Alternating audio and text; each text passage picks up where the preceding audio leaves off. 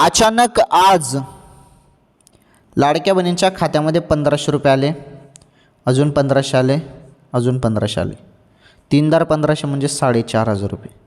हे बघा, सध्या तुम्ही न्यूजवरती किंवा इतर ठिकाणी अपडेट एकच बघत आहात, ते म्हणजे अपडेट 1500 रुपयेची, 1500ची नाही, सॉरी 4,500ची, की लाडक्या बहिणींना 4,500 मिळणार.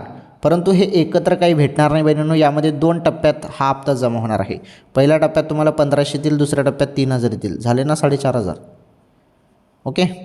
मग हे कसं येणार आहेत? हा जो 1500 रुपयेचा हप्ता आहे तो 17वा हप्ता नोव्हेंबरचा हप्ता असणार आहे.